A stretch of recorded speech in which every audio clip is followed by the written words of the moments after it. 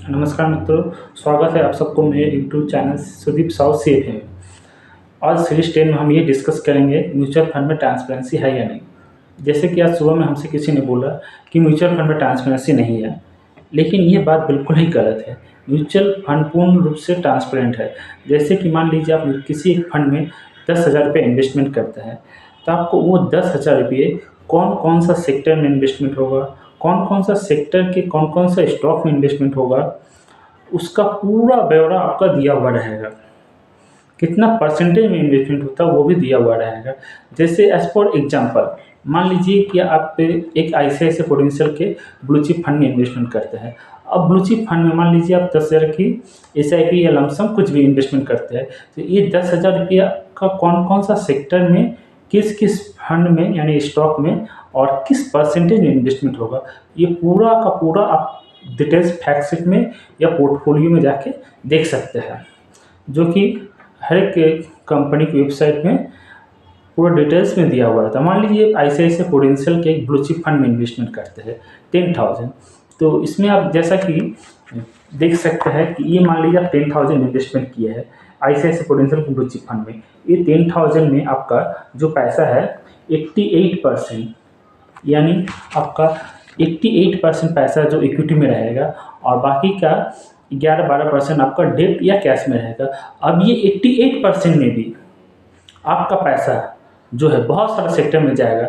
जैसे मान लीजिए नंबर 1 आपका पैसा जाएगा ऑटोमोबाइल्स में, आपका पैसा जाएगा नंबर 2 बैंक में, आपका पैसा जाएगा बिवरेज में, आपका पैसा जाएगा कैपिटल मार्केट में, आपका पैसा जाएगा नंबर 5 सीमेंट में, नंबर 6 कंस्ट्रक्शन कंपनी में जाएगा, नंबर 7 कंज्यूमेबल फेवर प्रोडक्ट में जाएगा, नंबर 7 डाइवर्सिफाई FMCG में जाएगा, नंबर 8 ITC में जाएगा, नंबर 9 नॉन फ्यूल मेटल्स में जाएगा, नंबर 10 ऑयल्स में जाएगा, नंबर 11 पर्सनल प्रोडक्ट्स में जाएगा, नंबर 12 पेट्रोलियम प्रोडक्ट्स में जाएगा, नंबर 13 फार्मा में जाएगा, नंबर 14 आपका पैसा पावर में जाएगा, नंबर 15 रियलिटी में जाएगा, नंबर 16 रिटेलिंग में जाएगा, नंबर 17 टेलीकॉम सेक्टर में जाएगा, नंबर 18 ट्रांसपोर्ट एंड सर्विसेज में जाएगा।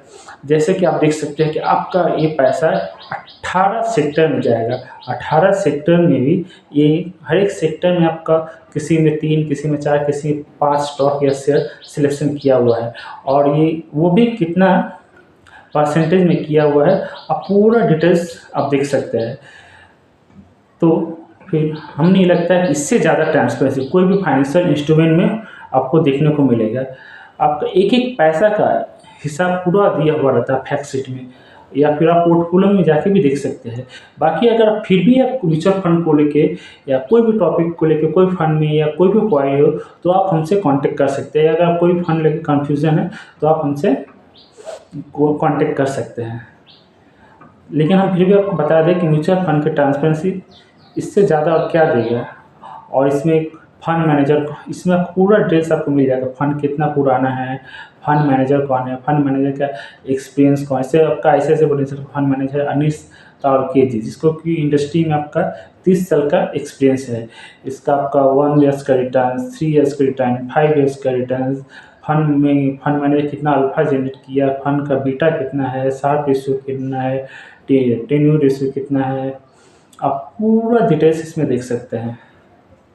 Thank you. अगर ये कोई वीडियो अच्छा लगे तो फिर आप प्लीज़ इसे लाइक, सब्सक्राइब और शेयर कीजिए। Thank you.